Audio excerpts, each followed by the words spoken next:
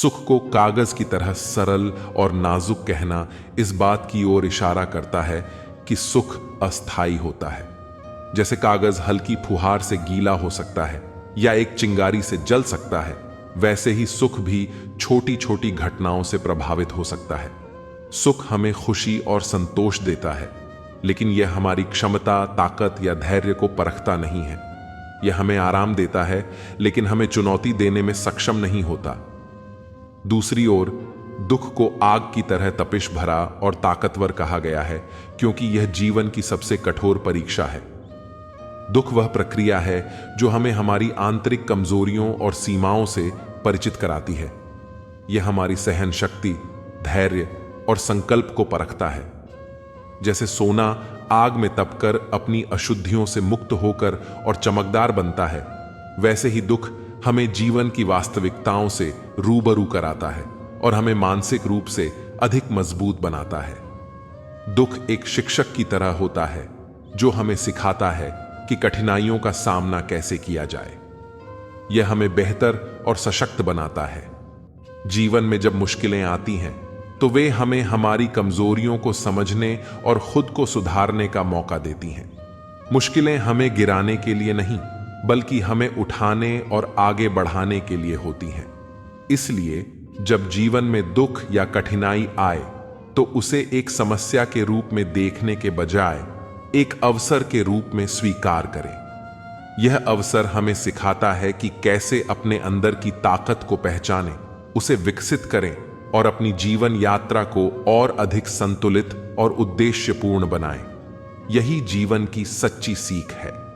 जीवन में दुख और कष्टों से बचने की प्रवृत्ति हम सभी में स्वाभाविक रूप से होती है। हम अक्सर समस्याओं से आंखें मूंदकर यह सोचते हैं कि शायद वे स्वयं ही समाप्त हो जाएंगी, लेकिन सच्चाई यह है कि समस्याओं से भागने या उन्हें अनदेखा करने से वे और गहरी हो जाती हैं।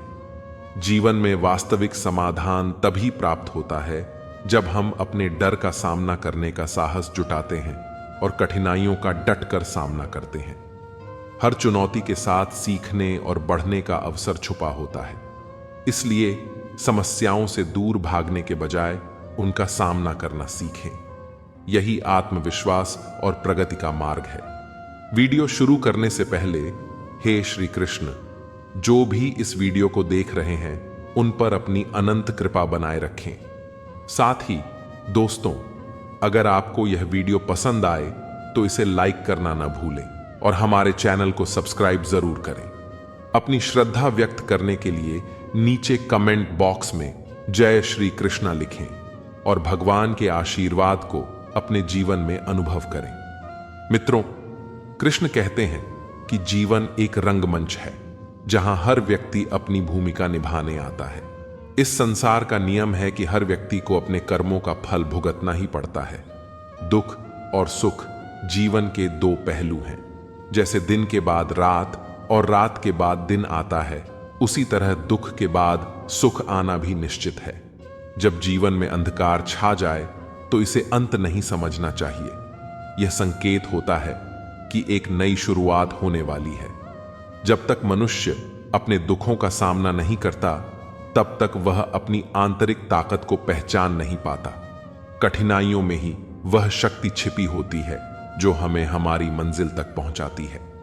कृष्ण ने गीता में अर्जुन को समझाया कि जीवन का सबसे बड़ा युद्ध हमारे भीतर ही है। जब तक हम खुद को नहीं जीतते, तब तक बाहरी जीत अधूरी रहती है। दुख को केवल आंसू बहाने का कारण नहीं समझना चाहिए।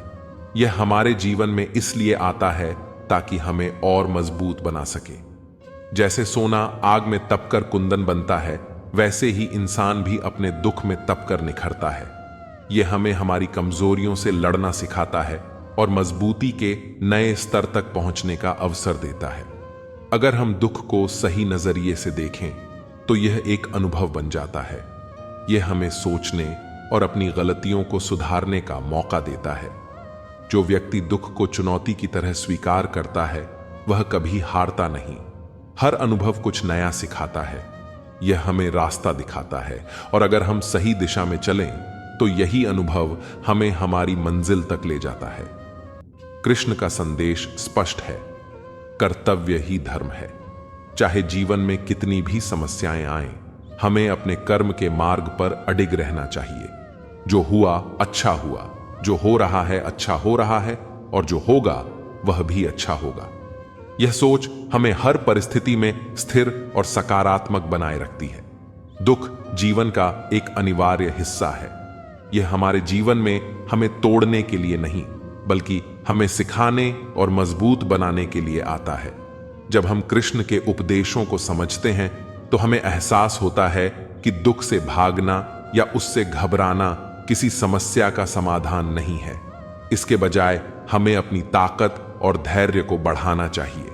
जो लोग अपने दुखों से लड़ते हैं और उनसे सीखते हैं, वही लोग जीवन में आगे बढ़ते हैं। दर्द में भी मुस्कुराना, यही तो जीवन की शान है। जो कठिनाई से हार न माने, वही सच्चा इंसान कहलाता है।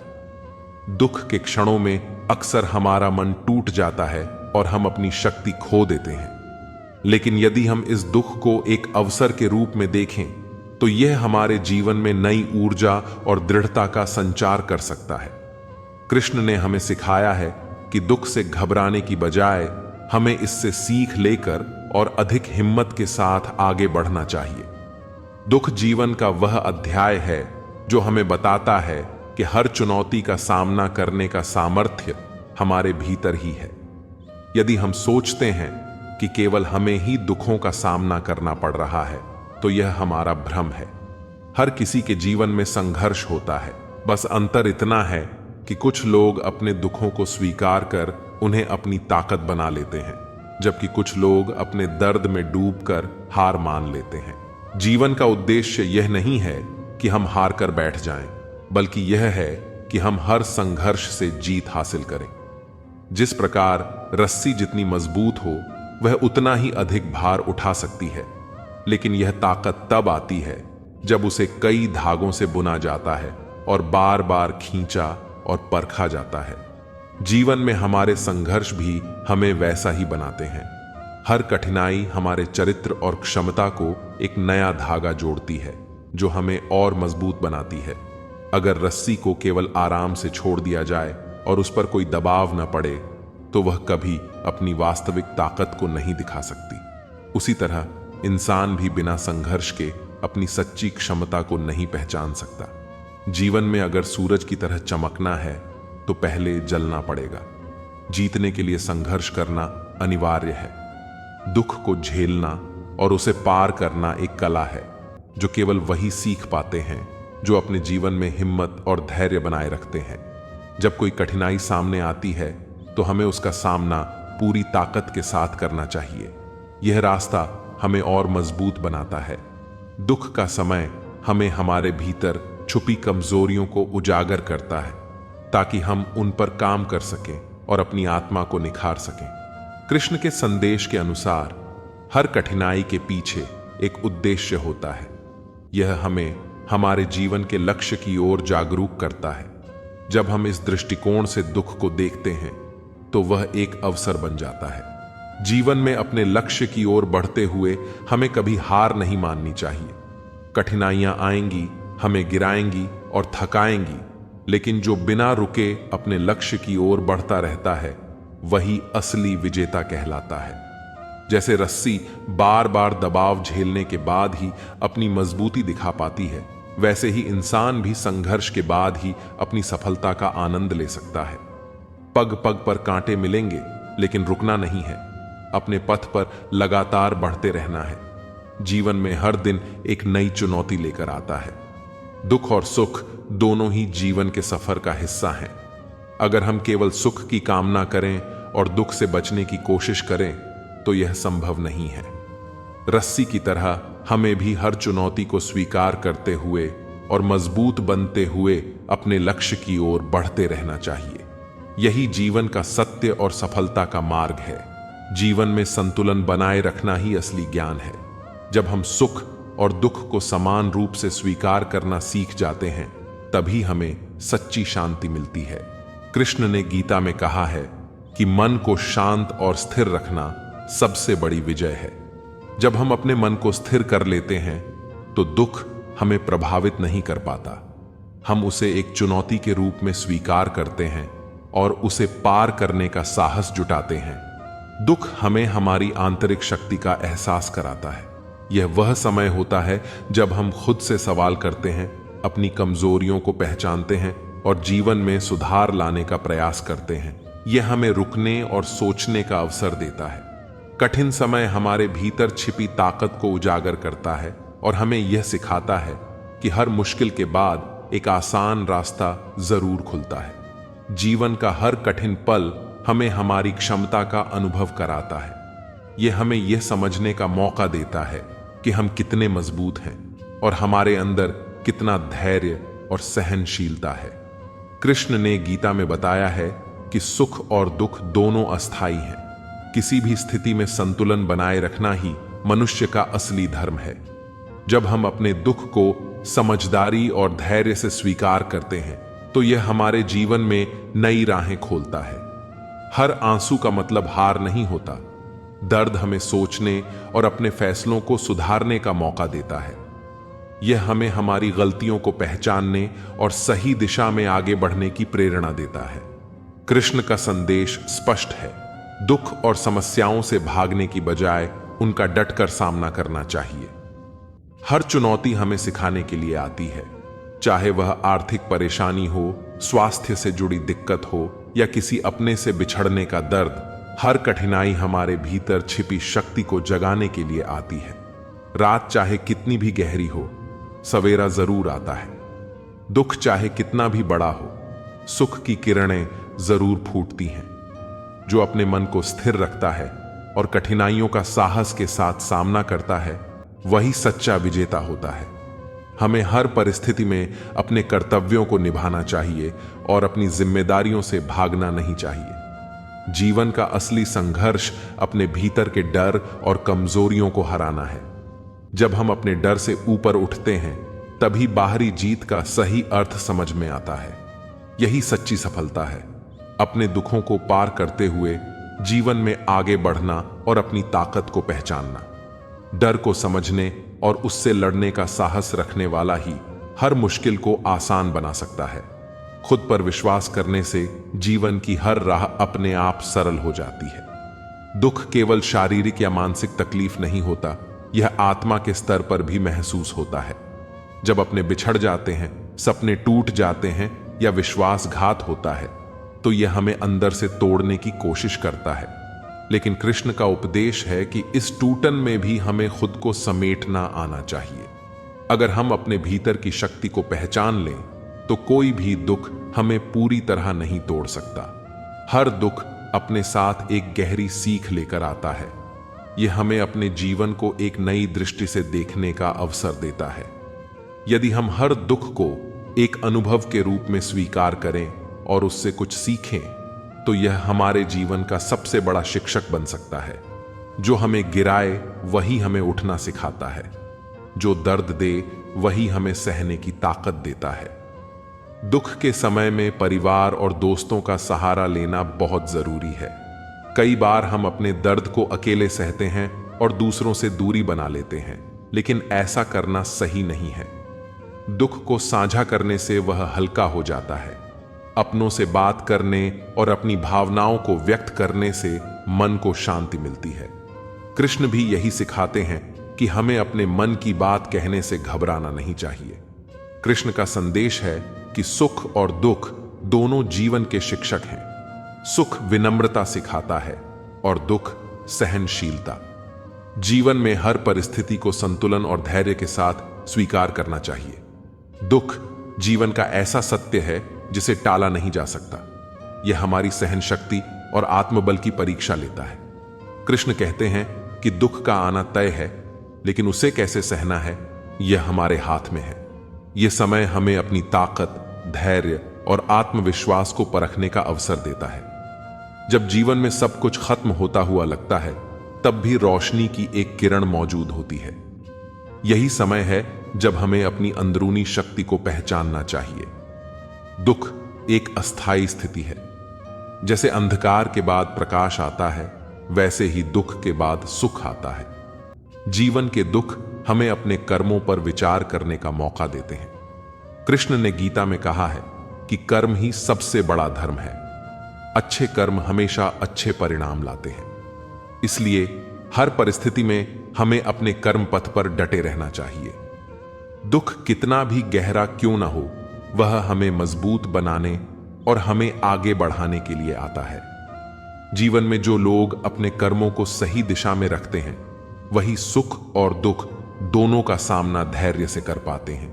लेकिन यदि हमारे कर्म गलत हैं, तो हमें उनके परिणाम भी भुगतने पड़ते हैं। इसलिए चाहे परिस्थिति कैसी भी हो, हमें हमेशा अपने कर्म पथ पर चलना चाहिए। दुख का मतलब केवल रोना या खुद को कमजोर समझना नहीं है। यह वह समय है जब हमें अपनी आंतरिक क्षमताओं को पहचानने का अवसर मिलता है। अक्सर बड़े दुखों के समय हमारी आत्मा की गहराई में छिपी ताकत का एहसास होता है। यही दुख हमें मजबूत बनाते हैं और हर परिस्थिति का सामना करने के लिए तैयार करते हैं। जो अपने दुखों से लड़ता है और हार नहीं मानता, वही सच्चा मानव है। जो गिरने के बाद भी खड़ा हो जाता है, वही सबसे बलवान है। कृष्ण का उपदेश है कि जीवन में हर परिस्थिति का सामना करना हमारी जिम्मेदारी है। यदि कोई समस्या आती है, तो हमें उससे भागने की बजाय उसका समाधान ढूंढना चाहिए। दुख हमें आत्मनिर्भर बनाता है। यह हमें सिखाता है कि हर समस्या का हल हमारे भीतर ही है। दुख के समय ऐसा लगता है कि कोई हमें नहीं समझ सकता, लेकिन यह सोच गलत है। हमें यह याद रखना चाहिए कि ईश्वर हर समय हमारे साथ है। बस हमें अपने कर्मों पर विश्वास और ईश्वर पर भरोसा रखना होगा। कई बार दुख हमें अकेलेपन का एहसास दिलाते हैं, लेकिन यह अकेलापन भी हमारे लिए मूल्यवान है। यह हमें आत्ममंथन करने का मौका देता है और हमें जीवन के असली उद्देश्य से जोड़ता है। जो लोग अपने दुखों को एक अवसर के रूप में स्वीकार करते हैं, वे कभी हारते नहीं। वे हर चुनौती से कुछ नया सीखते हैं। दुख हमें अनुभव और सीख का पाठ पढ़ाता है। जो इसे स्वीकार करता है, वह मजबूत बनता है, और जो इसे नकारता है, वह कमजोर हो जाता है। कृष्ण ने अर्जुन को यह सिखाया कि अगर हम जीवन की हर परिस्थिति का सामना बिना डरे करें, तो कोई हमें पराजित नहीं कर सकता। दुख के समय हमें अपनी आंतरिक ताकत को पहचानना चाहिए और अपनी कमजोरियों को जीतने का साहस जुटाना चाहिए। दुख स्थायी नहीं होता, समय के साथ सब बदलता है। जब भी कोई कठिन समय आए, तो याद रखें कि यह भी गुजर जाएगा। धैर्य और विश्वास के साथ चलने से हर मुश्किल आसान हो जाती है। हर दुख का अंत होता है। यह हम पर निर्भर करता है कि हम उसे किस नजरिए से देखते हैं। अगर हम इसे चुनौती मानकर स्वीकार करते हैं, तो यह हमारे लिए एक नई शुरुआत बन सकता है। कृष्ण का संदेश है कि जीवन में कभी हार मत मानो। चाहे कितनी भी कठिनाइयां आएं, अंधकार कितना भी गहरा हो, हमेशा उम्मीद की एक किरण होती है। हमें उसे पहचानने की जरूरत है। दुख से लड़ना और उसे जीतना ही जीवन की असली परीक्षा है। जो इस परीक्षा में सफल होता है, वही कुंदन की तरह चमकता है और सच्चा वीर बनता है।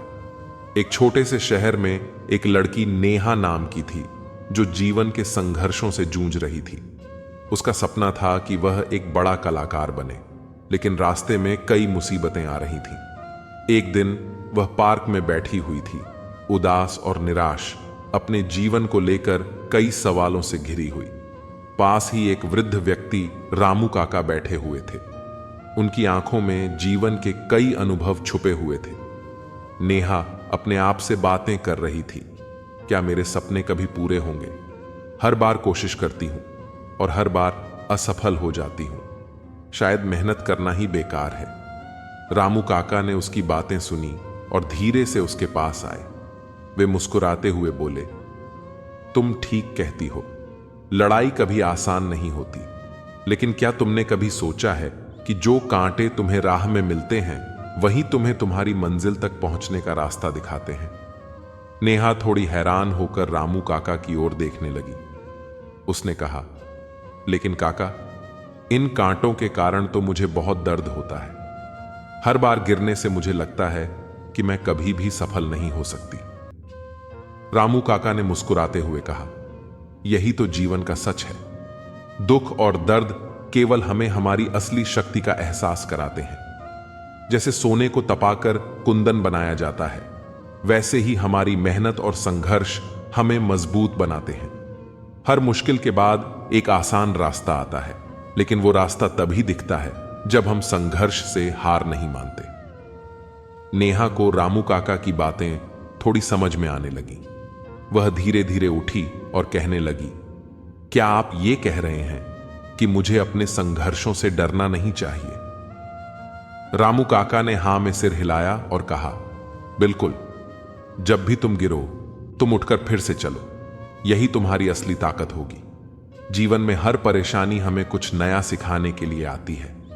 हर गिरावट हमें यह बताती है कि हमें और बेहतर बनना है। नेहा ने रामू काका की बातों को गहरे से समझा और फिर से अपने सपनों की ओर बढ़ने का संकल्प लिया। उसने अपने दुखों को एक चुनौती के रूप में लिया और कड़ी मेहनत करने का फैसला किया। समय के साथ नेहा ने अपनी कला में सुधार किया और धीरे धीरे उसने अपने सपनों को साकार करना शुरू किया। वह जान चुकी थी कि सफलता पाने के लिए रास्ते में आने वाली कठिनाइयां उसके आत्मविश्वास को और मजबूत बनाएंगी। रामू काका की उन बातों ने उसे जीवन का असली पाठ सिखाया था। नेहा ने जाना कि सफलता सिर्फ मेहनत से नहीं, बल्कि कठिनाइयों का सामना करने की क्षमता से मिलती है। यही संघर्ष उसे उसकी मंजिल तक ले गया, और जब वह मंजिल तक पहुंची तो उसने अपने अंदर की शक्ति को पहचाना।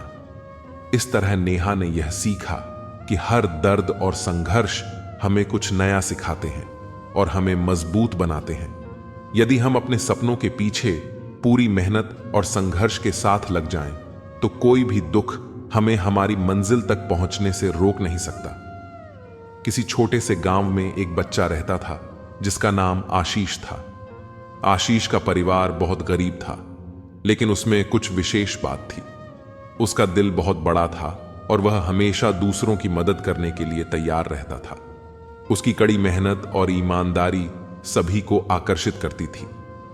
उसका एक सपना था, वह बड़ा आदमी बनेगा और अपने गांव का नाम रोशन करेगा, ताकि उसकी गरीबी और दुखों का कोई असर उसकी जिंदगी पर न पड़े।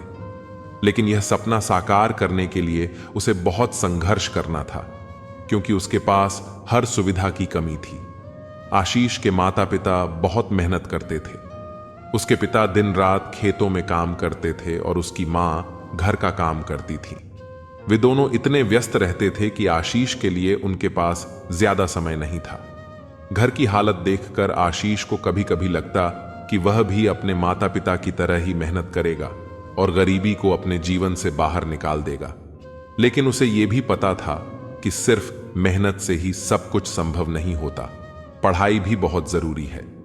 आशीष का सपना था कि वह स्कूल में अच्छा पढ़ाई करे और बड़ा आदमी बने। स्कूल में पढ़ाई की सुविधाएं इतनी अच्छी नहीं थीं। उसके पास किताबों की कमी थी और न ही किसी तरह की अन्य सहायक सामग्री। लेकिन आशीष ने कभी हार नहीं मानी। वह किसी भी हालात में अपने सपने को पूरा करना चाहता था। जब भी वह किताबों को देखता, उसकी आंखों में उम्मीद की चमक होती। वह दिन रात अपनी मेहनत में लगा रहता, लेकिन समस्या यह थी कि उसके पास किताबें और अन्य संसाधन नहीं थे। जब परीक्षा का समय आया तो आशीष बहुत उत्साहित था, लेकिन उसके पास पढ़ाई के लिए कोई साधन नहीं था। उसके दोस्त भी अपनी अपनी स्थिति में उलझे हुए थे और किसी से मदद नहीं मिल पा रही थी। इस समय आशीष को यह समझ में आया कि जीवन में संघर्ष तो होगा, लेकिन जो कभी हार नहीं मानता वही सफलता की ऊंचाइयों तक पहुंचता है। उसने न सोचा कि उसके पास क्या नहीं है, बल्कि वह इसी बात पर ध्यान देता कि उसके पास क्या है, एक सपना, एक लक्ष्य और मेहनत करने की असीमित इच्छा। आशीष की किस्मत उस समय बदलने लगी जब गांव में एक नया शिक्षक आया। उसका नाम था श्रीमान श्रीवास्तव। वह शिक्षक बहुत समझदार और दयालु था। वह पहले ही दिन से आशीष की मेहनत को देखकर प्रभावित हो गया। श्रीवास्तव ने आशीष से पूछा, तुमने क्या सोचा है आशीष? तुम में कुछ खास बात है, लेकिन तुम्हें खुद पर विश्वास करना होगा। अगर तुम्हें किसी चीज की जरूरत है तो मुझे बताओ। मैं तुम्हारी मदद करूंगा। आशीष को पहले तो विश्वास ही नहीं हुआ कि कोई उसे इस तरह से मदद करने के लिए तैयार है। श्रीवास्तव ने उसे अपने घर बुलाया और पढ़ाई के लिए कुछ किताबें दी। उन्होंने आशीष को बताया कि वह न केवल स्कूल में अच्छा प्रदर्शन कर सकता है, बल्कि वह अपनी मेहनत से बड़े मुकाम तक पहुंच सकता है। श्रीवास्तव ने उसे कुछ ऐसे तरीके बताए जिनसे वह आसानी से अपनी पढ़ाई को बेहतर बना सकता था। श्रीवास्तव की मदद से आशीष की पढ़ाई में सुधार हुआ। उसने अपनी कमजोरियों को पहचानकर उन पर काम किया। अब उसे यकीन हो गया था कि वह कुछ भी कर सकता है। उसकी मेहनत रंग लाई और आशीष ने अपनी स्कूल परीक्षा में टॉप किया। उसका नाम पूरे गांव में फैल गया। अब वह सिर्फ अपने परिवार का ही नहीं, बल्कि पूरे गांव का हीरो बन चुका था। आशीष की सफलता ने उसे और भी प्रेरित किया। उसने अपने गांव के बच्चों को यह सिखाया कि अगर वे मेहनत करें और खुद पर विश्वास रखें तो कोई भी सपना असंभव नहीं है। वह जानता था कि मेहनत और संघर्ष के साथ साथ एक व्यक्ति को कभी हार नहीं माननी चाहिए। अपनी सफलता के बाद गांव के बच्चों को मुफ्त में पढ़ाना शुरू किया। आशीष का मानना था कि शिक्षा सबसे बड़ा हथियार है और हर बच्चे को यह मौका मिलना चाहिए कि वह अपनी तकदीर खुद लिखे। आशीष की मेहनत और संघर्ष ने उसे सिर्फ पढ़ाई में ही नहीं, बल्कि जीवन में भी सफलता दिलाई। उसने अपने जीवन को बेहतर बनाने के लिए जो रास्ता चुना, वही रास्ता अब पूरे गांव के बच्चों के लिए एक प्रेरणा बन गया था। धीरे धीरे उसकी मेहनत ने उसे बहुत दूर तक पहुंचा दिया। उसने अपनी शिक्षा पूरी की और फिर एक बड़ा अफसर बना। उसकी कड़ी मेहनत और अडिग संकल्प ने उसे सफलता के शिखर तक पहुंचाया। आज भी आशीष अपने गांव में रहता है, लेकिन अब वह एक बड़ा आदमी बन चुका है। वह अपने गांव के बच्चों को यह सिखाता है कि अगर वे अपने सपनों को सच्चाई में बदलना चाहते हैं तो उन्हें सिर्फ कड़ी मेहनत और सही दिशा में प्रयास करना होगा। वह यह बताता है कि जीवन में दुख और संघर्ष आते हैं, लेकिन कभी भी हार नहीं माननी चाहिए। आशीष का मानना है कि कठिनाई के समय हमें अपनी ताकत को पहचानना चाहिए, क्योंकि मुश्किलें हमें मजबूत बनाती हैं। आशीष अब अपने बच्चों और सभी गांववासियों के लिए एक आदर्श बन चुका है। उसकी कहानी ने सभी को यह सिखाया कि अगर हम अपने जीवन को सही दिशा में जीने की कोशिश करें तो किसी भी परिस्थिति से उबर सकते हैं और अपनी मेहनत से कुछ भी हासिल कर सकते हैं। किसी छोटे से गांव में एक लड़का रहता था जिसका नाम आलोक था। आलोक का बचपन काफी अलग था, क्योंकि वह हर समय रहस्यों और अनसुलझे सवालों में घिरा रहता था। एक दिन आलोक को अपने दादी से एक पुरानी कहानी सुनने को मिली जो उसने कभी नहीं सुनी थी।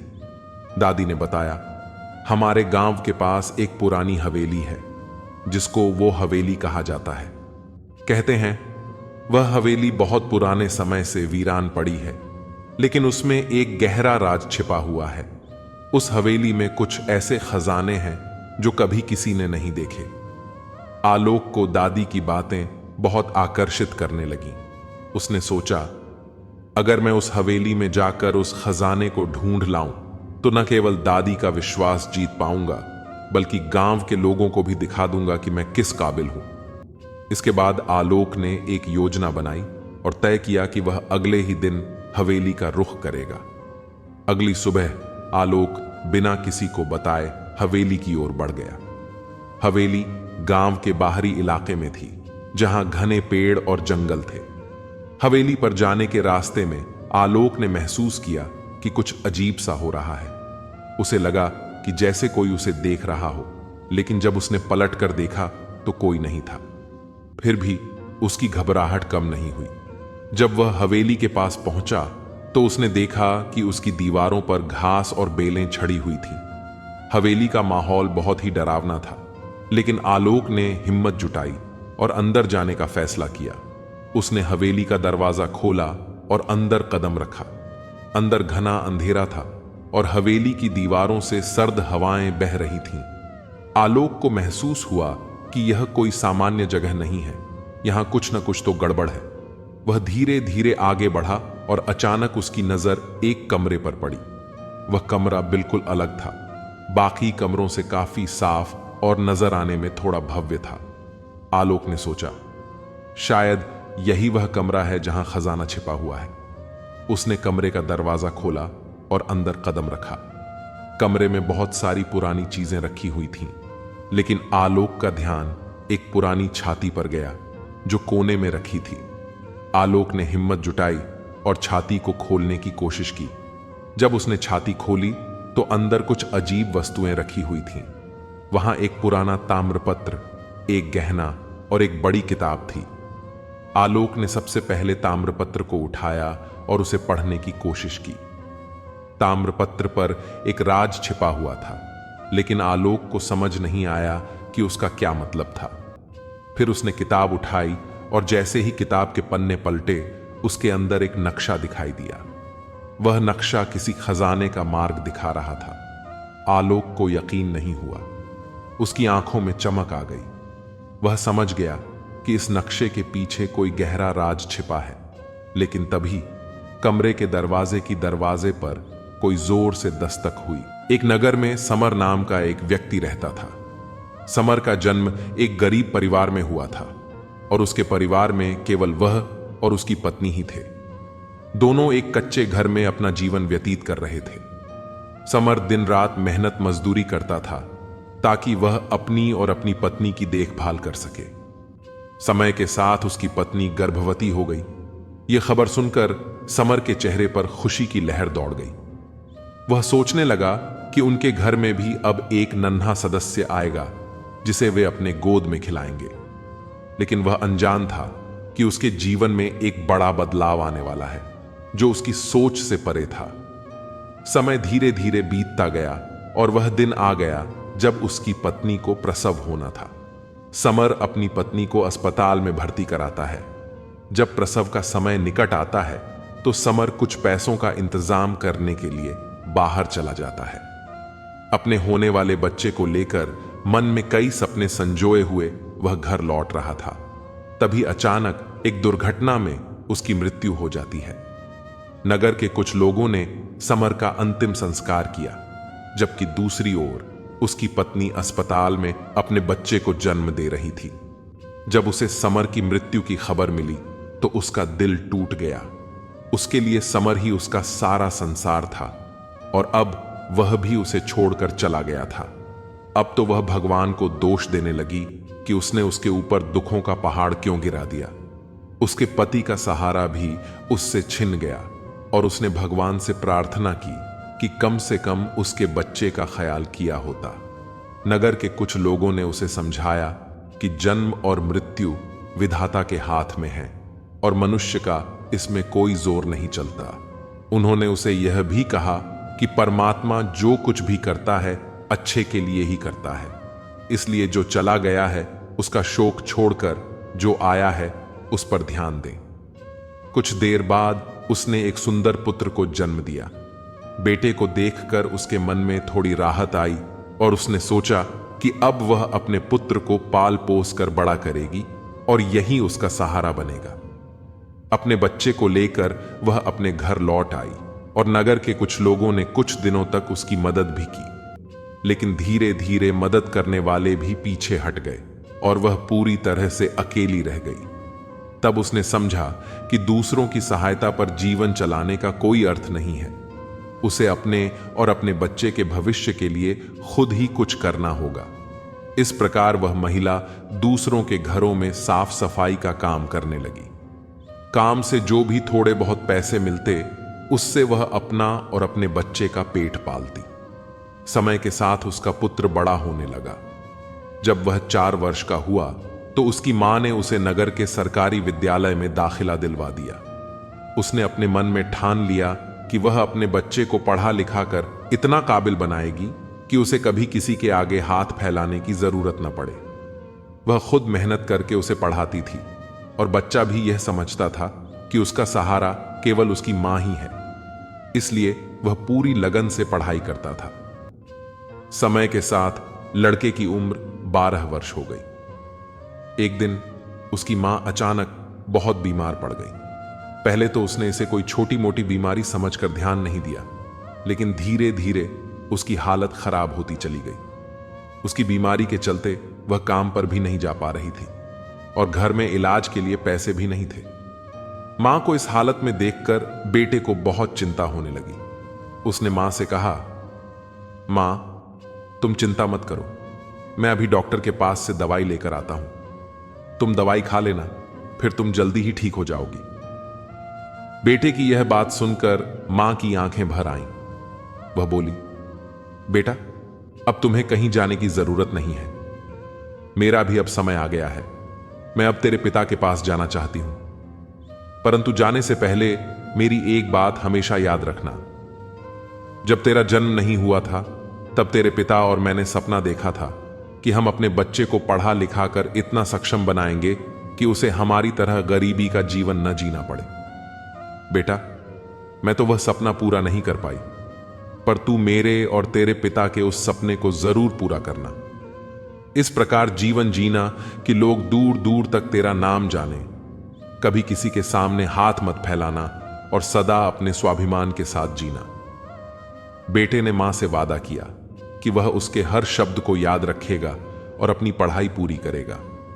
बेटे के जाने के कुछ देर बाद ही उस गरीब महिला का देहांत हो गया। नगर के लोगों ने एकत्र होकर उस बालक को उसकी मां के अंतिम संस्कार में मदद दी। अब वह बच्चा पूरी तरह से अकेला हो गया था। जीवन के खेल उसे लगातार चुनौतियां दे रहे थे। वह जानता था कि उसके पास अब कोई सहारा नहीं है। दूर के रिश्तेदारों ने भी उसकी मदद से किनारा कर लिया, क्योंकि वह गरीब था। लेकिन उस बच्चे ने हिम्मत नहीं हारी। उसने अपने जीवन में आगे बढ़ने का निर्णय लिया और अपनी मां के छोड़े हुए पैसों से कुछ दिन गुजारा किया। जब पैसे खत्म हो गए तो उसे समझ आया कि अब उसे खुद कुछ काम करना पड़ेगा। उसने यह तय किया कि वह मेहनत करेगा, लेकिन किसी से भीख नहीं मांगेगा। दिन में स्कूल जाने के बाद वह खेतों में काम करने चला जाता था या किसी चाय की दुकान पर काम कर लेता। जो भी थोड़े बहुत पैसे मिलते, उनसे वह अपनी स्कूल की फीस भर देता और खाने के लिए सामान ले आता। इस प्रकार वह पढ़ाई और मजदूरी दोनों करता था। धीरे धीरे कुछ साल ऐसे ही बीते और अब वह नगर से निकलकर कस्बे के एक विद्यालय में पढ़ने लगा। जैसे जैसे उसकी पढ़ाई आगे बढ़ रही थी, उसकी जिम्मेदारियां भी बढ़ती जा रही थीं। विद्यालय की फीस और किताबों का खर्च बढ़ने लगा, लेकिन उसने कभी हार नहीं मानी। उसकी मां की बातें हमेशा उसके मन में गूंजती रहीं और वह मेहनत से पीछे नहीं हटा। एक दिन विद्यालय से पढ़कर लौटने के बाद वह काम की तलाश में निकला। उस दिन उसे कहीं भी काम नहीं मिला। हारा थका वह शाम को घर लौटा और भूखे पेट सो गया, क्योंकि जो पैसे थे उनसे उसने पहले ही विद्यालय की फीस भर दी थी। सुबह का उजाला होते ही वह फिर से अपनी मां की बातें याद करते हुए विद्यालय के लिए चल पड़ा, भूखा ही लेकिन हिम्मत से भरा हुआ। विद्यालय से लौटकर काम की तलाश में हर रोज भटकता, उम्मीद करता कि आज उसे कोई काम मिल जाएगा, लेकिन दुर्भाग्य उसका साथ नहीं छोड़ता और वह रोज भूखा सो जाता। भूख की तीव्रता से बेचैन होकर एक बार उसके मन में भीख मांगने का विचार आता, परंतु मां की सीख और स्वाभिमान उसे रोक देते। सोचता, चाहे कुछ भी हो जाए, भीख नहीं मांगूंगा। उसके मन में एक दृढ़ विश्वास था कि यदि भगवान ने पेट दिया है तो कहीं ना कहीं भोजन का प्रबंध भी करेंगे। अगले दिन भूख से तड़पता वह काम की तलाश में निकला और नगर के बाहर एक बड़े से घर के पास पहुंचा। हिम्मत करके द्वार खटखटाया तो एक महिला ने दरवाजा खोला। महिला ने उससे पूछा कि क्या उसे कुछ चाहिए, और लड़के ने सिर्फ एक गिलास पानी मांगा। महिला उसकी हालत देखकर समझ गई कि वह भूखा है और अंदर जाकर एक गिलास दूध और कुछ लड्डू ले आई। लड़के ने पहले लड्डू खाए, फिर दूध पिया। इस दया के बदले में वह महिला से कुछ मांगने का आग्रह करने लगा। तब महिला ने उससे सिर्फ एक वचन लिया कि जब वह समर्थ हो जाए तब किसी जरूरतमंद की मदद कर दे। इस वचन को दिल में बसाकर वह आगे बढ़ गया। समय बीता और एक दिन वही महिला विद्यालय में अपने बेटे को छोड़ने आई। वहां उसने उस लड़के को देखा और अध्यापक से उसकी कहानी सुनी। अध्यापक ने बताया कि अमर नाम का यह बच्चा मेहनत मजदूरी करके अपनी पढ़ाई का खर्च उठाता है। महिला का दिल पिघल गया। उसने अमर की मदद करने का निर्णय लिया, पर जानती थी कि स्वाभिमानी अमर सीधी सहायता स्वीकार नहीं करेगा। इसलिए उसने अध्यापक से कहा कि अमर को बता दिया जाए कि उसकी फीस सरकार ने माफ कर दी है। इस तरह महिला ने उसकी सहायता भी की और अमर के स्वाभिमान को भी ठेस नहीं पहुंचाई। मास्टर जी भी इस बात से सहमत हो जाते हैं कि अमर की फीस भरने की कोई जरूरत नहीं है। वह महिला अमर की पूरे वर्ष की फीस भरकर अपने घर चली जाती है। इस तरह वह हर वर्ष उसकी पूरी साल की फीस जमा कर देती थी ताकि अमर सिर्फ मन लगाकर पढ़ सके। अब अमर पूरा मन लगाकर पढ़ता था और अपने खाने पीने के लिए किसी दुकान पर काम कर लेता था। दोस्तों, दूसरों की मदद से ही कई बार जीवन में अच्छी बात होती है। उस महिला के थोड़े से प्रयास से अमर को काफी मदद मिली। वह अब खूब मन लगाकर पढ़ता था। इसी तरह कुछ वर्ष और बीत गए। अब आगे की पढ़ाई के लिए अमर को शहर जाना पड़ा। उसने सोचा कि शहर में रहकर वह कोई छोटी मोटी नौकरी कर लेगा और अपनी पढ़ाई भी करता रहेगा। यह बात उस महिला को तब पता चलती है जब वह उसकी फीस भरने के लिए विद्यालय में जाती है। जब मास्टर जी उसे बताते हैं कि अमर तो आगे की पढ़ाई करने शहर चला गया है, तो वह सोचने लगती है कि कोई बात नहीं, भगवान ने उसे मदद करने का इतना ही समय दिया होगा। उस स्त्री ने अपने घर लौटकर गृहस्थी की दुनिया में व्यस्त हो गई। उधर अमर शहर जाकर अपनी पढ़ाई करने लगा। खर्चा चलाने के लिए उसने एक नौकरी तलाश कर ली। इस प्रकार 25 वर्ष बीत जाते हैं। ना तो अमर कभी उस महिला से मिल पाता है और ना वह महिला कभी अमर से मिलती है। उस महिला का बेटा भी बड़ा हो गया था और एक व्यापारी बन गया था। वह मां का बहुत प्यार करता था। एक दिन उसकी मां बीमार पड़ जाती है। जब उसका बेटा घर आता है तो वह अपनी मां की हालत को देखकर बेचैन हो जाता है। वह अपनी मां को अस्पताल में भर्ती कराता है। जांच में पता चलता है कि उसकी मां को कैंसर है। बेटा डॉक्टर से कहता है, आप मेरी मां का अच्छे से इलाज कीजिए, पैसों की चिंता मत करें। डॉक्टर बताते हैं कि कैंसर का इलाज बहुत महंगा होता है। बेटा घबरा जाता है और शहर में अच्छे इलाज के लिए अपनी मां को ले जाता है। अस्पताल में पहुंचकर वह डॉक्टर का इंतजार करता है। मां उसे मना करती है कि बेटा, इतना पैसा खर्च करने की जरूरत नहीं है। बेटा कहता है, मां, आप मेरी जिंदगी का सबसे महत्वपूर्ण हिस्सा हैं। आपके बिना मैं कुछ नहीं हूं। वह अपनी मां को अस्पताल में भर्ती कराता है और डॉक्टर की आने का इंतजार करने लगता है। डॉक्टर उसकी मां का इलाज शुरू कर देते हैं। धीरे धीरे मां की हालत में सुधार होने लगता है, लेकिन इलाज का खर्च बढ़ता जा रहा है। बेटा अपनी मां के इलाज के लिए पैसे खत्म कर देता है। मां चिंता करने लगती है कि अब इलाज कैसे होगा। बेटा आश्वस्त करता है कि वह सब कुछ बेचकर भी मां का इलाज कराएगा। कई दिनों तक इलाज चलता है और एक दिन डॉक्टर बताते हैं कि मां अब ठीक हो चुकी है। बेटा खुश हो जाता है, लेकिन मां सोचती है कि अब अस्पताल का बिल चुकाना होगा। वह बेटे को समझाती है कि वह अपना सब कुछ बेचकर क्यों इलाज करवा रहा है। बेटा कहता है, मैं तुम्हें किसी भी कीमत पर नहीं खोना चाहता।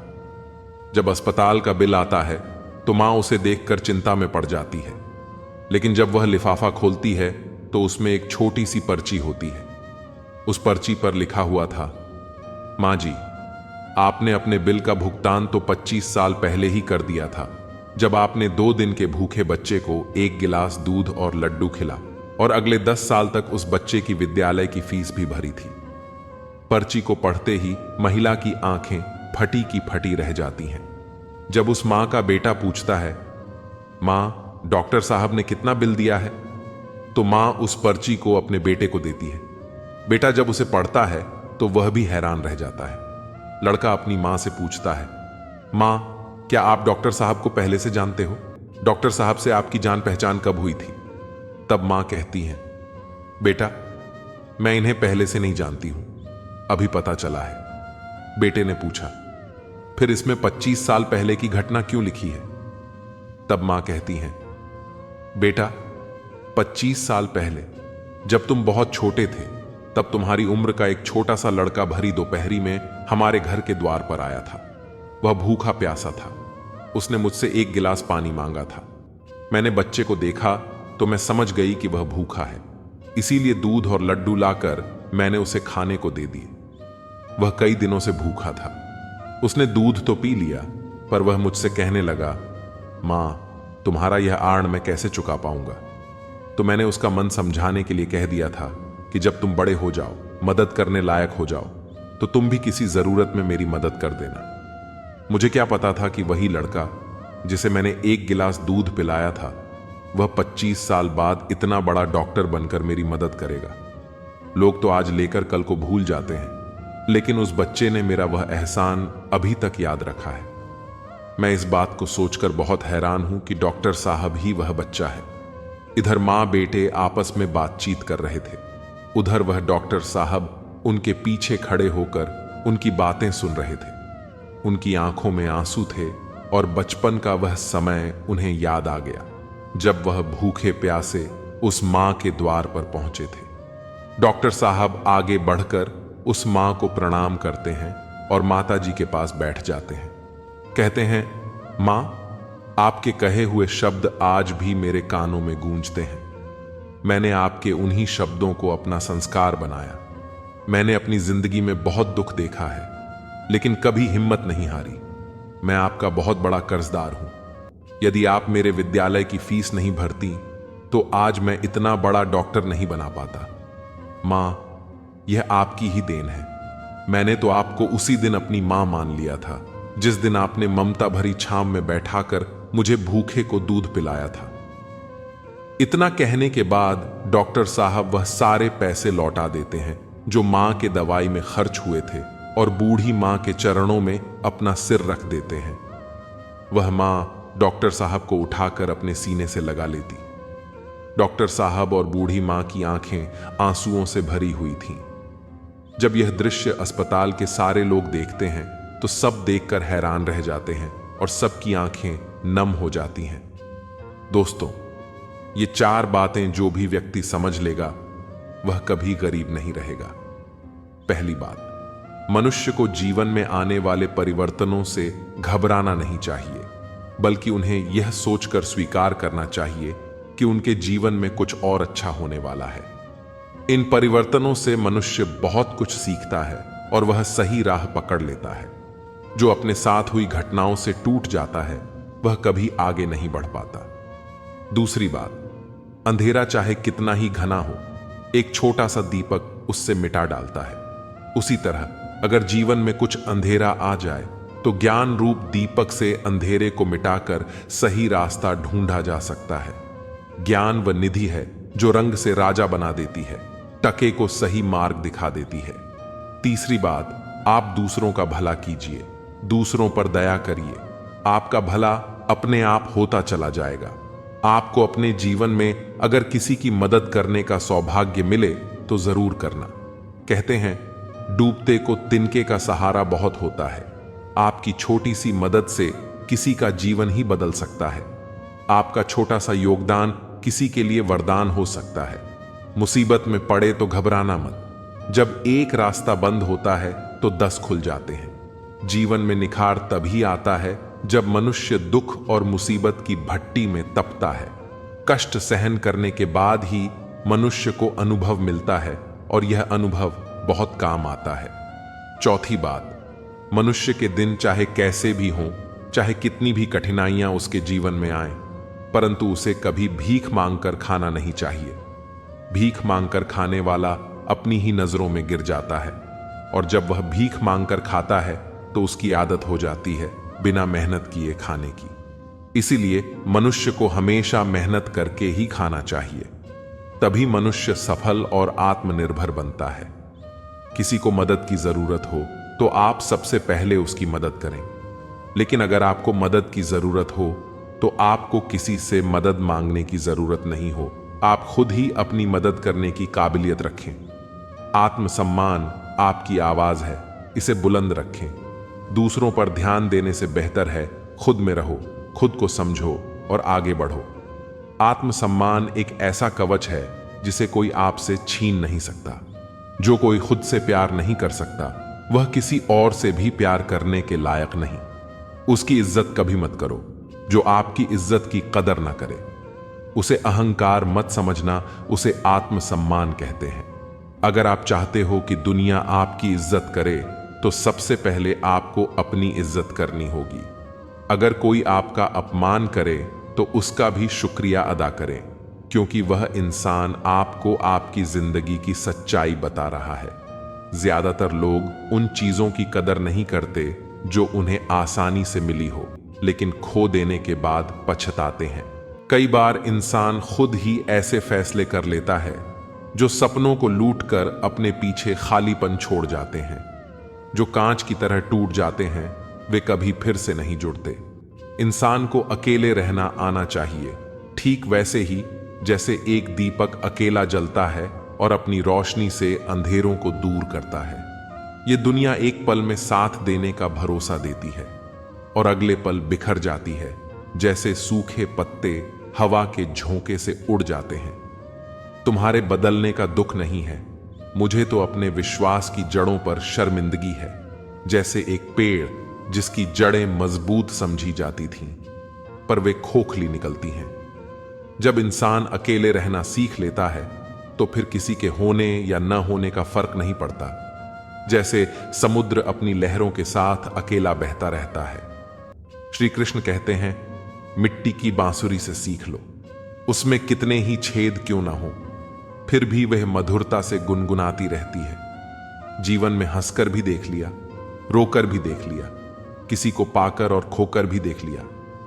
मैं किशन तुम्हारे साथ हूं, ये बात हर पल तुम्हें याद रहे। क्या खोया क्या पाया, जिसने मेरे दर पर विश्वास किया उसने सब पाया। सुख, समृद्धि और संतुष्टि, किस्मत का सच्चा राजा वही है जिसने मेरा आशीर्वाद पाया। किसने कहा तुम सही हो या गलत, यह केवल तुम हो जो खुद को जान सकते हो। एक समय आता है जब हमें एहसास होता है कि बेहतर होता अगर हम कुछ लोगों से मिले ही नहीं होते। सच्ची सुंदरता किसी आईने में नहीं बल्कि लोगों के दिलों में झलकती है। परेशानियां हालात से नहीं बल्कि गलत विचारों से पैदा होती हैं। इस दुनिया में रिश्ते केवल मतलब से चलते हैं और ईमानदारी का कोई मोल नहीं। दिलों में जगह बनाओ, गुरूर में तो हर कोई रहता है। हम पागल थे जो दिल से साफ थे, लेकिन हमें नहीं पता था कि यहां लोग केवल चेहरों को देखते हैं। दर्द वही महसूस करता है जो रिश्ते दिल से निभाता है। बोलना 2 साल में आ जाता है, क्या बोलना है यह सीखने में पूरी जिंदगी लग जाती है। हर परिंदा टूटता है, लेकिन जो टूटकर फिर खड़ा हो जाता है वही जिंदा रहता है। जिसकी सोच सही होती है वही जीवन की खुशियों को पाता है। अकेले चलने का साहस ही असली सफलता की ओर ले जाता है, क्योंकि वही व्यक्ति सफलता की ऊंचाइयों को छूता है जो अपने दम पर आगे बढ़ने की ताकत रखता है। श्री कृष्ण कहते हैं, बांसुरी से सीख लो कि भले उसमें छेद हो फिर भी वह गुनगुनाती रहती है। किस्मत और सुबह की नींद कभी समय पर नहीं खुलती। किसी भी सफलता के लिए इंतजार करना पड़ता है और मेहनत जरूरी है। जब तक हम खुद अपने लक्ष्यों के प्रति जागरूक और सक्रिय नहीं होते, तब तक किस्मत भी हमारा साथ नहीं देती। यह कथन जीवन में अनुशासन और समय की अहमियत को दर्शाता है। दुख पर बार बार दुखी क्यों होना? यदि हम एक मजाक पर बार बार नहीं हंस सकते, तो दुख पर भी बार बार दुखी होने का कोई मतलब नहीं। यह हमें सिखाता है कि हमें अपने जीवन में नकारात्मकता को बार बार नहीं दोहराना चाहिए। जितनी बार हम दुखों पर विचार करेंगे, उतनी ही बार वो हमें दुखी करेंगे। बुरे वक्त में साथ छोड़ने वालों को पहचानना। जो व्यक्ति बुरे वक्त में हमारा साथ छोड़ देते हैं, वे हमारे सच्चे साथी कभी थे ही नहीं। यह जीवन के रिश्तों की परख करने का एक सटीक मापदंड है। बुरे वक्त में साथ निभाने वाले ही असली मित्र होते हैं और उन्हीं का जीवन में होना हमारे लिए सुखद और उपयोगी होता है। सही दिशा में धीरे धीरे चलना। श्री कृष्ण कहते हैं कि गलत दिशा में तेज भागने से बेहतर है कि हम सही दिशा में धीमी गति से चलें। यह बात हमें जीवन में धैर्य और सही दिशा में प्रयास करने का महत्व समझाती है। जीवन में जल्दी सफलता पाने की बजाय सही रास्ते पर लगातार और संतुलित कदम बढ़ाना ज्यादा मायने रखता है। किसी को अत्यधिक महत्व देने से बेहतर है उसे नजरअंदाज करना। अगर किसी ने आपके जीवन में बहुत अधिक नाराजगी उत्पन्न की है तो उस पर अत्यधिक ध्यान देने से बेहतर है कि आप उसे अपनी जिंदगी से दूर कर दें। हर किसी को जीवन में उचित स्थान देना जरूरी है और जो लोग हमें कष्ट देते हैं उन्हें छोड़ देना ही हमारे मन की शांति के लिए सही है। मेहनत और आत्मसम्मान। श्री कृष्ण कहते हैं कि आत्मसम्मान से भरे लोग अपने काम खुद करते हैं और किसी पर निर्भर नहीं होते। मेहनत हमारी पहचान है जो किसी भी बंद दरवाजे को खोल सकती है। यह कथन हमें आत्मनिर्भरता और परिश्रम का महत्व बताता है। एक बार एक छोटे से गांव में एक साधु आकर ठहरे। गांव के लोग उस साधु से मिलकर अपने दुखों की चर्चा करने लगे। किसी ने कहा कि उनके जीवन में बहुत दुख है तो किसी ने अपनी असफलता का रोना रोया। साधु ने मुस्कुराते हुए कहा, क्या तुम सब जानते हो कि अगर तुम एक ही मजाक को बार बार सुनोगे तो तुम हंसोगे नहीं, परंतु अपने दुखों पर बार बार दुखी हो जाते हो। साधु ने सभी को बताया कि जीवन में दुख का आना जाना होता है, लेकिन हमें उन पर बार बार विचार करके दुखी नहीं होना चाहिए। अगर हमने किसी बात को जाने नहीं दिया तो वही बात हमारे मन में दुख का कारण बन जाएगी। इसलिए जैसे हम एक ही मजाक पर बार बार नहीं हंस सकते, वैसे ही हमें अपने दुखों को भी बार बार नहीं दोहराना चाहिए। जीवन में आने वाले कष्टों पर अधिक विचार न करके हमें आगे बढ़ना चाहिए। जीवन में बड़े बदलाव और सफलता छोटी छोटी कोशिशों से ही संभव होती है। माफी का सही समय। कई बार लोग माफी मांगते हैं, लेकिन जब तक वो माफी मांगते हैं तब तक समय निकल चुका होता है। माफी केवल शब्द नहीं होती, यह एक भावना होती है जो सही समय पर ही महत्वपूर्ण होती है।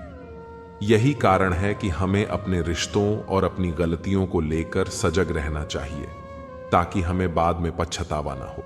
पता नहीं कौन सा गणित होता है रिश्तों में, किसी के लिए कितना भी कर लो आखिर में सब शून्य ही हो जाता है। कौन क्यों चला गया ये जरूरी नहीं है, क्या सिखाकर गया ये जरूरी है। खिचड़ी जैसे लोगों को मटर पनीर जैसी अहमियत दोगे तो वो अपना कमाल तो दिखाएंगे। जो जैसा दिखता है जरूरी नहीं कि वो वैसा ही हो। काली दाल के सिर्फ छिलके ही काले होते हैं। तुमने वो खो दिया जो हजारों में रहकर भी सिर्फ तुम्हारा था गलत सोचा था। हमारा पसंदीदा शख्स हमें हर हाल में समझेगा, मगर वो तो खुद हमें गलत समझ बैठे। मोहब्बत की आखिरी रस्म होती है जलील होना। मैंने वहां तक निभाई है। प्रेम क्या है? रोज आंखें खुलते ही जिसकी याद आए वो है प्रेम। जिसकी आवाज सुनने के लिए सारा दिन इंतजार रहे वो है प्रेम। जिससे झगड़ा करने के बाद भी उसके मनाने का इंतजार रहे वो है प्रेम। किसी की बातें सोचकर आपके चेहरे पर मुस्कुराहट आ जाए वो है प्रेम। पूरी दुनिया की खुशी में भी एक इंसान की कमी आपको उदास करे वो है प्रेम।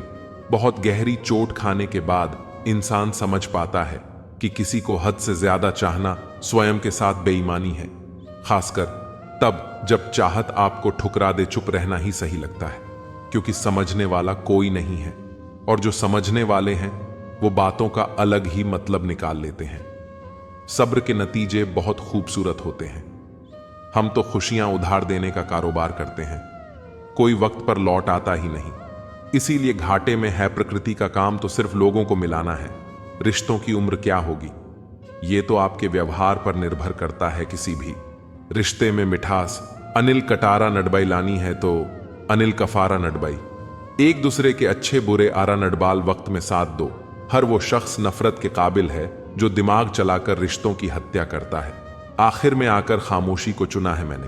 अक्सर बिना गलती के बहुत कुछ सुना है मैंने। जब मेरे अपने ही समझ नहीं सके मुझको तो किसी पराये इंसान से उम्मीद क्यों रखूं। जब मेरे अपने ही समझ नहीं सके मुझको तो किसी पराये इंसान से उम्मीद क्यों रखूं। कुछ दर्द इंसान को खामोश कर देते हैं, वरना कौन खुश रहना नहीं चाहता। देर लगती है मगर समझ आ जाता है। कौन कैसा है नजर आ जाता है। दिखावा करते हैं कुछ लोग अपनेपन का, वक्त आने पर सब समझ आ जाता है। दूसरों की बुराई करके खुद का चरित्र अच्छा नहीं होता। हम जितने सरल होंगे उतने ही संपूर्ण होंगे। कुछ लोग आपके साथ सिर्फ तभी तक होते हैं जब तक उनके साथ कोई दूसरा नहीं होता। मैंने कभी तुम्हें केवल ठहरने के लिहाज से तुम्हारा हाथ नहीं थामा। मैंने इसलिए हाथ थामा ताकि जीवन के छोटे से छोटे कार्य में भी मैं तुम्हारे साथ बना रहूं, चाहे वो तुम्हारा हाथ थाम कर सड़क पार करना हो या जीवन के अंतिम चरण में तुमसे विदा लेना। कमाने की सोचो, जमाने की नहीं। जमाना सिर्फ दो ही चीज दे सकता है, सलाह और ताना, खाने को खाना नहीं। जो लोग दिल के करीब होते हैं अक्सर उनके शहर बहुत दूर होते हैं। बहुत गहरी चोट खाने के बाद इंसान समझ पाता है कि किसी को हद से ज्यादा चाहना स्वयं के साथ बेईमानी है। खासकर तब जब चाहत आपको ठुकरा दे, चुप रहना ही सही लगता है, क्योंकि समझने वाला कोई नहीं है, और जो समझने वाले हैं वो बातों का अलग ही मतलब निकाल लेते हैं। बारिश की बूंदें आकार में छोटी हो सकती हैं, लेकिन उनका लगातार गिरना नदी को उफान पर ला देता है। याद रखें कि छोटे छोटे लगातार प्रयास जीवन में बड़े बदलाव लाते हैं। मोबाइल बंद कर दो, अपने फोन को बाथरूम में ले जाना बंद करें, खाना खाते समय फोन का इस्तेमाल बंद कर दें। जब आपके पास 1 या 2 मिनट का समय हो तो अपना फोन बाहर निकालना बंद कर दें। थोड़ी देर के लिए खुद को बोर होने दें। ध्यान भटकाने वाली हमारी दुनिया में अकेलेपन के लिए कुछ जगह बनाएं। अगर मैं कहूं कि आपको बिना किसी मोबाइल, टीवी, दोस्त या किसी के बिना अकेले ही लगभग 1 दिन गुजारना है तो शायद आपसे नहीं हो पाएगा। कभी अकेले रहकर देखो, आप वो चीजें पा सकोगे जो इस दुनिया में उलझा इंसान सपनों में भी नहीं पा सकता। इस दुनिया में लाखों खूबसूरत लोग हैं, अकेलेपन की असलियत। ये बात हमें बताती है कि अकेलापन हमेशा किसी को पसंद न करने के कारण नहीं होता। कभी कभी लोग अकेले रहना चुनते हैं क्योंकि वे दुनिया की वास्तविकता को समझ चुके होते हैं। ऐसे लोग अपनी शांति को प्राथमिकता देते हैं और बाहरी दुनिया के छल से दूर रहना पसंद करते हैं। नफरत और महबूब की कमी। नफरत का कोई खुद का अस्तित्व नहीं होता, यह केवल प्यार या अपनत्व की कमी का परिणाम होती है। लोग अक्सर दूसरों की अच्छाइयों को भूलकर उनकी गलतियों को याद रखते हैं। यही कारण है कि हमें हर समय अपने मन में स्नेह और क्षमा का भाव बनाए रखना चाहिए ताकि हम एक दूसरे की गलतियों को समझ सकें। घमंड, ईर्ष्या और क्रोध। श्री कृष्ण के अनुसार घमंड से भरा इंसान भगवान को नहीं मानता। ईर्ष्यालु व्यक्ति के लिए कोई पड़ोसी नहीं होता और क्रोधी व्यक्ति का कोई सच्चा मित्र नहीं होता। ये सभी नकारात्मक भावनाएं हैं जो इंसान को खुद से और दूसरों से दूर कर देती हैं। जब तक मनुष्य में इन भावनाओं का त्याग नहीं होता, वह सच्चा सुख प्राप्त नहीं कर सकता। सच्चा सुकून, जीवन में सब कुछ होते हुए भी सच्चा सुकून नहीं मिलता। लोग उन चीजों के लिए भागते रहते हैं जो असल में उन्हें संतुष्टि नहीं दे पाती। एक साधारण जीवन जीते हुए यदि व्यक्ति संतुष्ट और शांति से भरा हुआ हो तो वह हर स्थिति में सुखी रहेगा। भाग्य और मेहनत। जैसे हम रोज बारिश के भरोसे नहीं बैठ सकते, वैसे ही हर चीज भाग्य से नहीं मिल सकती। भाग्य कभी कभी मदद करता है, लेकिन मेहनत और परिश्रम से ही असल सफलता मिलती है। श्री कृष्ण कहते हैं कि किसी भी निर्णय को डर कर मत करो, और एक बार निर्णय कर लो तो उसे पूरा करने में डर मत रखो। कष्ट का महत्व। जीवन में तकलीफें इसलिए आती हैं ताकि हम खुशी की असली अहमियत समझ सकें। अगर हमेशा सुख ही हो तो व्यक्ति कभी सुख का महत्व नहीं समझ सकेगा। जैसे अंधकार के बिना प्रकाश का महत्व नहीं होता, वैसे ही कष्ट के बिना सुख की अनुभूति अधूरी है। आत्मसम्मान और अभिमान का फर्क। आत्मसम्मान से भरे व्यक्ति खुद को दूसरों से बड़ा नहीं समझते। वे अपना काम खुद करते हैं और किसी पर निर्भर नहीं रहते। वहीं अभिमान से भरे लोग खुद को दूसरों से श्रेष्ठ मानते हैं। श्री कृष्ण सिखाते हैं कि हमें दूसरों का सम्मान करना चाहिए और जरूरत के मुताबिक बोलना चाहिए। एक बार एक गांव में एक धनी व्यापारी था जिसे अपने धन का बहुत घमंड था। उसने गांव के कई लोगों का अपमान किया और किसी का भी सम्मान नहीं किया। उसी गांव में एक साधु भी रहते थे जिनके पास संपत्ति तो नहीं थी, लेकिन उनके पास ज्ञान और आत्मसम्मान था। एक दिन व्यापारी ने साधु से कहा, तुम मेरे सामने कुछ भी नहीं हो। मेरे पास धन और संपत्ति है और तुम्हारे पास कुछ नहीं। साधु ने मुस्कुराते हुए कहा, धन या संपत्ति से सम्मान नहीं मिलता, असली सम्मान इंसान के चरित्र से मिलता है। कुछ वर्षों बाद व्यापारी का सारा धन नष्ट हो गया और वह गरीब हो गया। तब उसे साधु की बात याद आई और उसने सोचा कि यदि उसने दूसरों का अपमान नहीं किया होता तो आज लोग उसके साथ खड़े होते। उस दिन उसे समझ आया कि असली सम्मान विनम्रता और आत्मसम्मान में ही होता है। हमें घमंड नहीं करना चाहिए और दूसरों का अपमान नहीं करना चाहिए।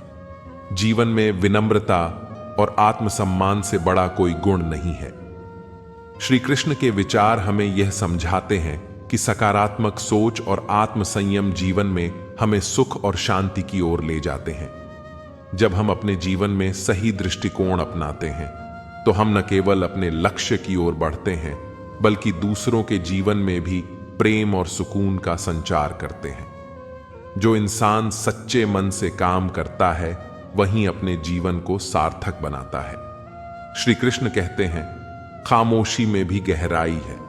जो देखना चाहे उसे खूबसूरत नजर आएगी और जो कमजोरी की तलाश में हो उसे कमियां ही दिखेंगी। जीवन में हर ठोकर हमें समझदारी सिखाती है।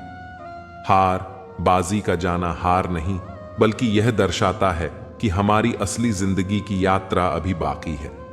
खुद को सहारों पर मत रखो, क्योंकि सहारे अक्सर अपनी ही मजबूरियों में बंधे होते हैं। कुछ दर्द ऐसे होते हैं जो भीतर से तोड़ते हैं पर बाहर दिखाई नहीं देते। हमारे ही दिए विश्वास और धड़कनें जब अपने शब्दों में बदल जाएं, तो कई बार हम ही उनके निशाने पर आ जाते हैं। जिंदगी एक ऐसी गाड़ी है जिसमें रुकने का विकल्प नहीं है और पीछे लौटने का भी कोई मौका नहीं। कई बार सबसे अधिक चोट हमें उन्हीं से मिलती है जिनके लिए हमने निस्वार्थ प्रेम और सहायता की थी। याद रखना, जो लोकप्रिय है वह हमेशा सही नहीं होता और जो सही है वह हमेशा लोकप्रिय नहीं होता। एक सुखी जीवन के लिए अच्छे माहौल की जरूरत है, न कि सिर्फ अच्छे घर की। दूसरों से अपनी तुलना मत करो। हर व्यक्ति की यात्रा, हर फल का स्वाद अलग होता है। यदि इंसान छांव देने वाले वृक्षों की कद्र नहीं करता तो धूप उसका नसीब बन जाती है। तुम्हारे सुख दुख का स्विच किसी और के हाथ में क्यों हो? अपनी खुशी का स्विच अपने पास रखो। वक्त पर अपनी तारीफ खुद कर लेना भी जरूरी है, क्योंकि दुनिया की फुर्सत तो तुम्हारी गलतियों की चर्चा में ही रहती है। ध्यान रखो, समझदार और मूर्ख में केवल एक ही फर्क होता है कि समझदार जानता है कि कब बोलना है और कब चुप रहना है। अपने जीवन का भरोसा अपने ही हाथों में रखो, किसी और के भरोसे मत जियो। पावरफुल बनो, मगर इसलिए नहीं कि किसी को दबा सको, बल्कि इसलिए कि कोई तुम्हें दबा ना सके। इस दुनिया में हिसाब रखना सीखो, क्योंकि आजकल लोग गिनते हैं कि तुमने उनके लिए क्या किया। नाम कमाने के लिए पहले काम करना भी जरूरी है। यह सोच गलत है कि तुम्हारी गैर मौजूदगी में लोग तुम्हें याद करेंगे।